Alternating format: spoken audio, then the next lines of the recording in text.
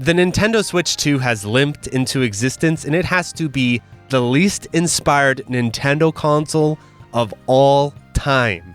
Some of you may unfairly point at the Wii U, but the Wii U, of course, established a lot of cool ideas like gyro-aiming and set up the Switch. But even on top of that, I think that tablet was ahead of its time because coincidentally, I've been actually playing the Wii U for a game review.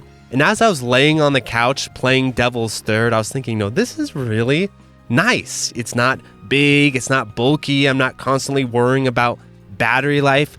This tablet definitely has something going for it. If only it was paired with more powerful, interesting hardware in a library, like Steam, for example, that could be a real beast of a combination. But anyway, even the name, Switch 2, what does that signify? What is that saying?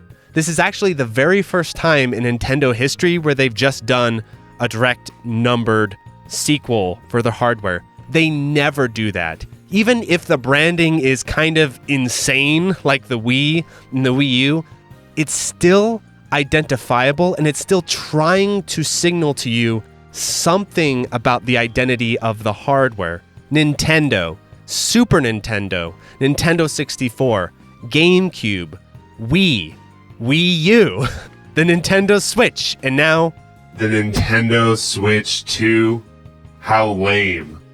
These days, we often talk about how exciting hardware releases used to be, how they were a real event that people looked forward to and anticipated and speculated, and there's this whole ecosystem around hardware releases, whereas with the Nintendo Switch 2, I just walked into Best Buy, bought one, the guy was like, oh, nice, walked out. I mean, excitement, anticipation, no, now we're down to obligation of like, well, I got to review this damn thing. And even if you're not reviewing it, just as a buyer, like, well, eventually I'm going to have to buy one of these things, like you have to buy a new smartphone. But there definitely is a shift, and we all know it, and we all talk about it. But what is that shift? What is the turning point? I thought that would be a very interesting way to discuss the Nintendo Switch 2, because without that frame of reference, it's very easy to just get bogged into the details of, oh, well, it has more hardware power, and oh, 120 FPS with this screen or whatever. Like, but what is it that consoles specifically had that PCs didn't have that made them special? And what made consoles of the past special is that the hardware was a canvas for the game design. It set a tone for what the game library would be like in a real sense of the integration between the development of the console and the development of the software on that console. And it used to be that in the Nintendo Sega days, they were not just hardware makers, they were game developers. And so there was a synergy between game development and hardware development. That's why game consoles of the past were associated with certain genres. It's because genres would either thrive based off of the hardware design or struggle based off of the hardware design. And so you could have real distinctive console game libraries because of the hardware. And so I think that is the real shift that we've seen over the years. Even early PlayStation stuff. Remember, the PlayStation 1, what do most people associate with that? Big JRPGs. Why were big JRPGs on the PlayStation 1? Well, the hardware, of course, the CD. That CD defined that game library in the accessibility of it and all that. So early Sony consoles, even if they didn't have that same sort of like flair that Sega and Nintendo had, they still very heavily created a library around their hardware. With the PS2, that's where we got the DVD. That really set the tone for the console generation. Look at Metal Gear and so forth.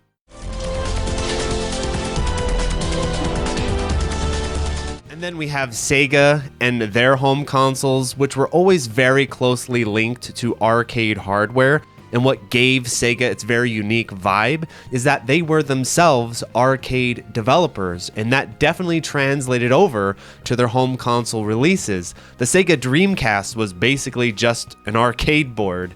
And also, even outside of that, playing with the peripherals, adding in these new innovative ideas, all of that goes back to the arcades. All of that goes back to the flavor of their game design, which was then brought over to their consoles. And then their consoles created a canvas for other developers to do the same. All of those aspects of console design are pretty much gone because the people making the consoles, now modern Nintendo, are no longer game developers in a true sense. They're publishers. And looking at the Switch 2, you can see that they are no longer interested in trying to define the software design with their hardware. Now they're looking at the Nintendo Switch brand as a platform. I've said in a previous video, which I'm really proud of, definitely check it out, Nintendo Ended with Iwata. In that video, I discussed the shift now that Iwata is gone with Nintendo, and I can see that in his absence, you could argue, well, Nintendo don't have a creative vision like they had, so they're going to play it safe here. But even by that criteria, the Nintendo Switch 2 is... It does not even attempt to try to revise and build off of the Nintendo Switch, except with aggressive DRM. If you want to look at what most of the creativity of the Nintendo team was for the Switch 2, it was with their DRM. That is, without any irony, the most noticeable shift going from playing on the Nintendo Switch before to now. It's like, whoa, okay, so they've ramped up the DRM. But we'll get to that specifically here in a little bit. To start off, I want to talk about the most obvious refinements they could have implemented that they didn't. First off, the D-pad. Why did they repeat this stupid button-style D-pad? When the Nintendo Switch was released years ago, the whole concept was kids would be breaking out the little Joy-Cons and using them as their little standalone controllers, flipping them sideways.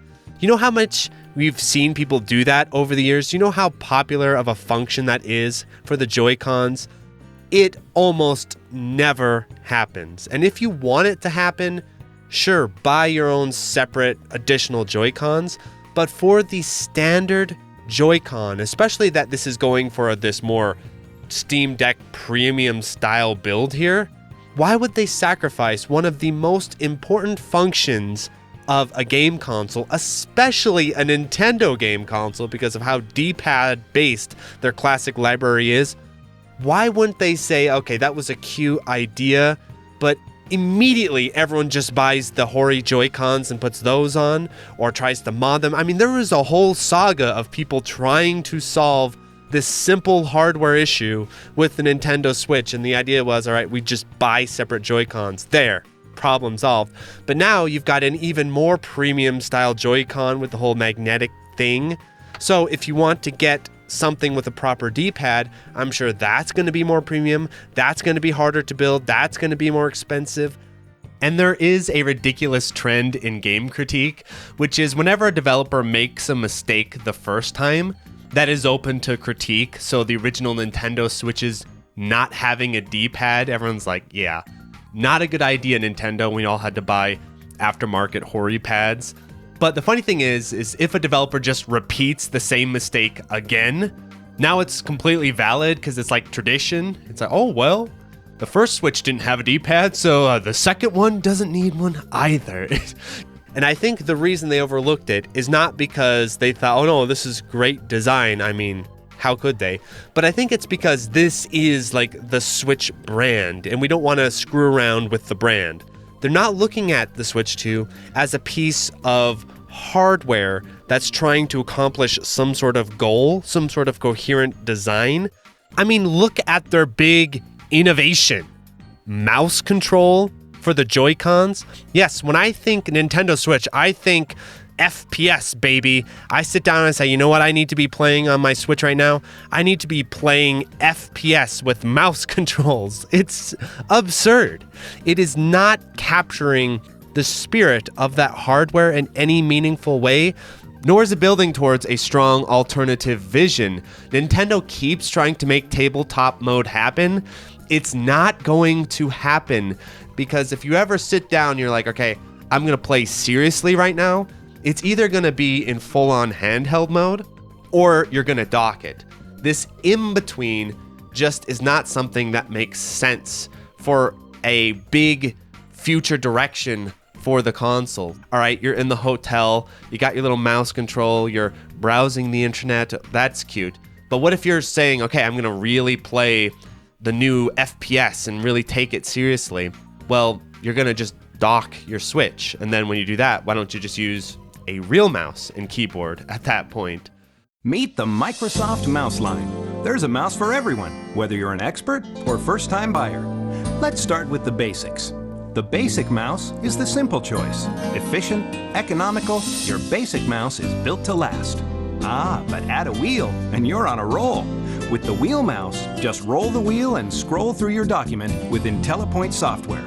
For comfort, millions rely on the Microsoft mouse, designed to fit the palm of your hand. And then there's the IntelliMouse, the more efficient way to work. With auto scroll, just press the wheel, set a speed, and watch your document scroll, no hands. The IntelliMouse Pro gives you all the features of the IntelliMouse, including zooming in and out and scrolling side to side, plus a new level of comfort. And if your desk space is getting tight, try the... Or, like I said, you're going to pick it up and play it as a handheld, but you can't do that with mouse controls super comfortably. You got one hand holding it, the other one with the mouse on your leg. I mean, you can attempt these things, but it's just something that looks cute. It's something that seems like it could be a good feature, but they're not going to be a significant feature of game design moving forward. And even if they were, what's that saying? The Nintendo Switch is now just a laptop? It's not something distinct. It's just maintaining the branding. Seriously, the mouse feature is cute and everything, but it really should just be a small snack rather than the main meal. It would be like if you ordered a delicious hamburger and instead they just bring you a dill pickle on a plate. It's like, yeah, it's nice, but where's my entree? So number one, you're going backwards with the quality of controls because there is no D-pad. And sure, you've got the improved thumbsticks to some degree, but they're still not premium quality thumbsticks that you would get on something like a Steam Deck or that you would get on like an Xbox controller. They have all this time. The console is so expensive. They can't make real thumbsticks at this point. Do not say because, oh, the portability of the Nintendo Switch. They made this thing enormous. The Nintendo Switch 2 is huge. It is no longer even in the handheld category that the Nintendo Switch 1 sort of rode the line on. I call these lounge helds because, like I said earlier, like the Wii U tablet was like the very first lounge held where you lay on the couch and you play it. That is what the Nintendo Switch 2 is now. It is a competitor to the Steam Deck because even if you say, hey, I'm gonna take this giant beast out for a tailspin in a handheld capacity, it is so expensive and so delicate looking that it would not be able to function in a handheld capacity. Here's a test. Do you feel comfortable handing the Nintendo Switch 2 to your rowdy 8-year-old son and say, go crazy with it, have fun? Absolutely not. Can you take the Nintendo Switch 2 and throw it down a staircase? Because remember, with old school Nintendo handhelds, they would drop test these bad boys. They would drop them over and over and over. Durability, reliability. That was such a tenet of handheld design for the 3DS, the DS, the Game Boy. Like, they were meant to survive punishment. The Nintendo Switch 2, I'm afraid to hold the damn thing, let alone drop it. And with handheld design, just increasing the price and performance does not automatically equal higher quality. Remember the Sega Game Gear? Shout out to Sega, but there's an example of this method not exactly working in the long run. And speaking of performance, the main reason I bought a Switch 2 and am doing this video is because there is one key thing that could critically improve the original Nintendo Switch that would be, okay, this sells it. This is worth it in the end, which is the input lag of the Nintendo Switch. If you're at all familiar with my channel, you know that the Nintendo Switch is notoriously more laggy than its Sony counterpart and of course PC counterpart, but it has a great library of arcade releases, and they've always been sort of burdened with this extra bit of input lag coming from the Switch itself. And so if you just look at it from a pure frame rate thing of, oh, well, now it can run things in higher frame rates, sure, that's great for some FPS or something like that, but arcade games and the types of games that I'm mostly interested on my Nintendo Switch are locked at 60 FPS. And so higher frame rates are not going to make any difference there. 60 FPS is just what you're going to get. That is the logic of how the game runs. And so, does the Nintendo Switch 2 reduce input lag on its legacy library? Well, I gave it a try. I fired up both in handheld and in docked mode input lag tests comparing the Nintendo Switch 2 to the Nintendo Switch Lite for the handheld and also the OG, and then of course on docked, the OG versus the Nintendo Switch 2. And what I found in very clear, convincing fashion is that there is no input lag advantage or disadvantage for the Nintendo Switch 2. So in one way, at least it's not worse than the original Nintendo Switch, but at the same time, this is a massively missed opportunity because the original Nintendo Switch had an issue with input lag. It is one of the clear points of improvement for that console. I think there are two blaringly obvious ones. One I just mentioned, the D-pad. Number two, the input lag. Sitting down, just correcting these two aspects of the original version would make the Switch 2 feel like an actual refinement and evolution of the console, but as it stands right now, it's just a stalemate. And the higher frame rates, that's going to be fine for whatever variable frame rate games there are in the future, but locked 60 FPS games like this, what's the point? Especially because the compatibility doesn't seem to be perfect, and from what I understand, this Switch 2 is actually sort of emulating-ish the original Switch 1 games. There's some compatibility layer going on between them, so that's probably going to bottleneck it from being able to outperform the original Switch 1 games in the future as well. So the Switch 2 really is just the Switch Pro. And then, of course, think about how this ties back to the physical media guys and that whole demographic of the Nintendo fan base, which I have a lot of contact with because a lot of them are into arcade stuff, a lot of them are into shmups. But with this approach of just turning the Nintendo Switch into a Steam Deck, you can't fit modern PC games onto these little Nintendo cartridges, now can you? And so that is why they've done this illusion of ownership approach of, all right, you're sure, buy your little cartridge, but there's nothing on it. Because you can't put GTA 6 and Tekken 8 on these cartridges. They're just too freaking big. And most modern games now are just too big. So rather than developing the hardware to lean into their audience, instead, they're just trying to turn the Nintendo Switch into just another generic platform. And all of these unique aspects of Nintendo's design over the years that allowed for the physical media, that allowed for smaller indie games to sort of thrive for a little while, allowed for more unique styles of game design, all of that is just gone. It is now the Nintendo Steam Deck, basically, but without the strongest selling point of the Steam Deck, which is its open source nature. The fact that you can run all these different things on the Steam Deck is such a strong selling point. Meanwhile, the Nintendo Switch 2 is more aggressive with DRM than any other console I have ever seen. It makes what Nintendo have done in the past look like child's play. And I have to point out a funny irony that the Switch 2 is running into the exact same issue as the N64 with cartridge size. It's just that these days, Nintendo don't actually care about physical media, so they'll go ahead and offload the extra data online because the goal isn't actual true physical media, it's just the illusion of physical media. A real-life example of this was when I was a kid, a really strong windstorm destroyed all the power lines in my town, and we didn't have power for an entire week.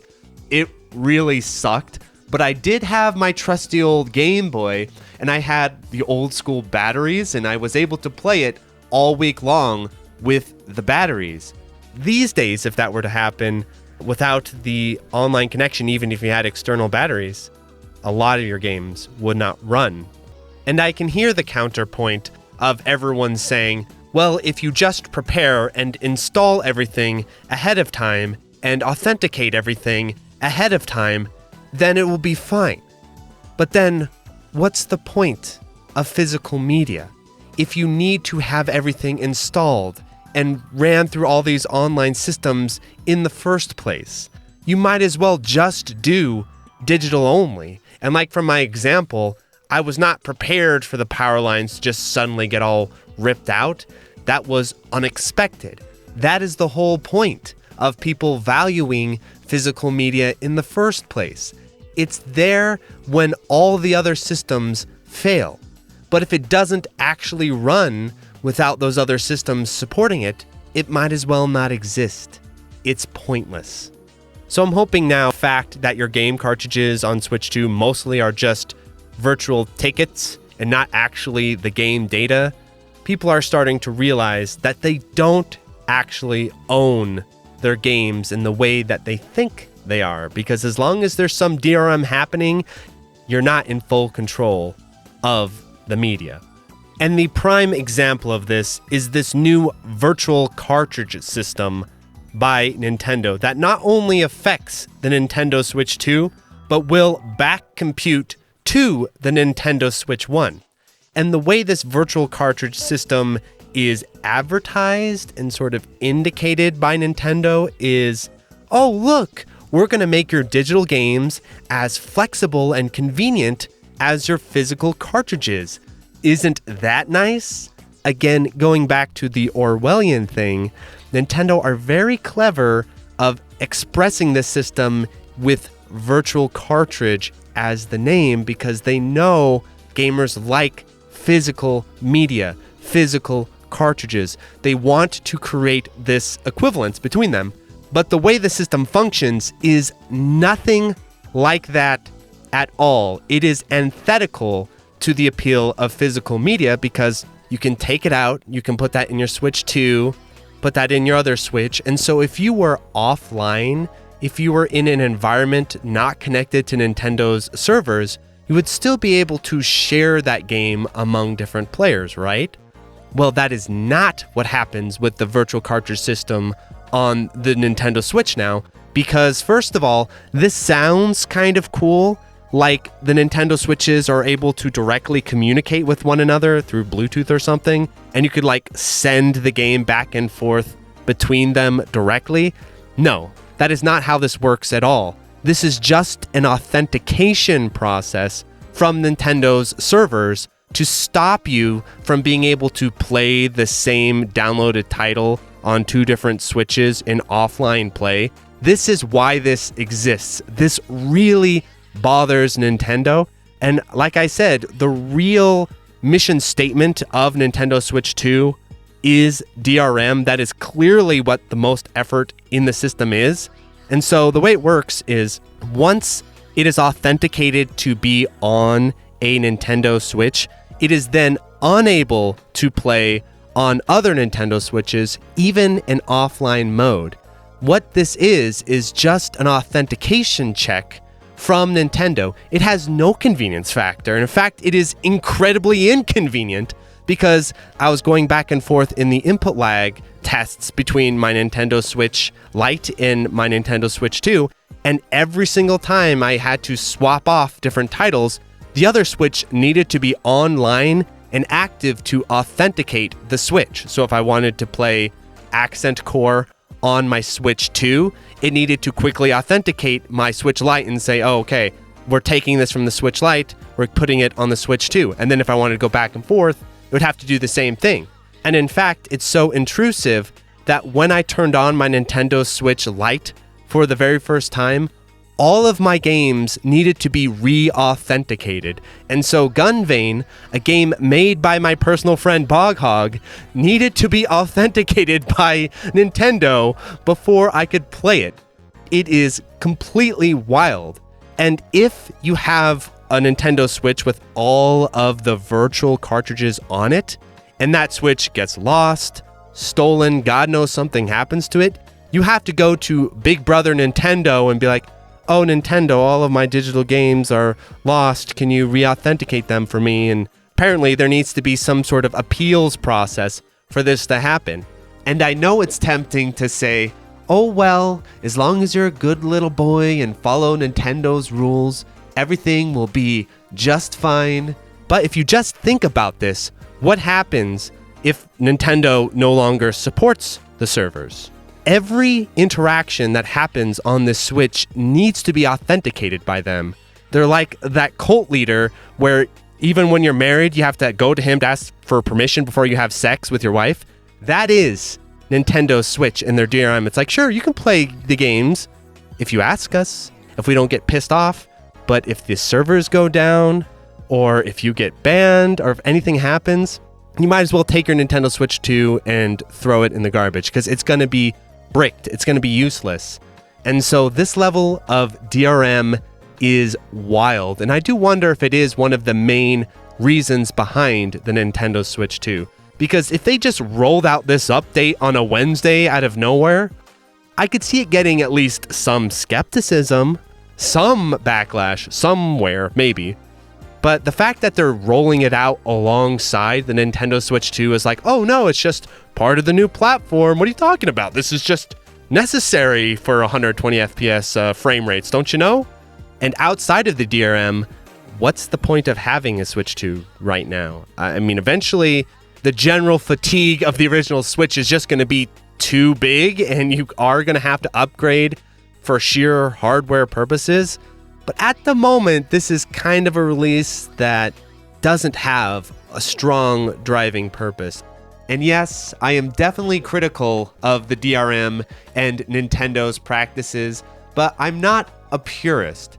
And so even with all of these concerns and annoyances with the DRM, if the Nintendo Switch 2 was just a beast, if it was PS2 level quality where it was bringing something that you just had to have, and the library is insane and all the hardware so interesting and new, then, you know, it is what it is. This is the reality, but it doesn't even have that going for it. Diminishing returns is definitely an appropriate term here, because I think what's going to end up happening is that a lot of people will end up getting a Nintendo Switch 2 in the future, but not because they really gotta have it, gotta buy it all.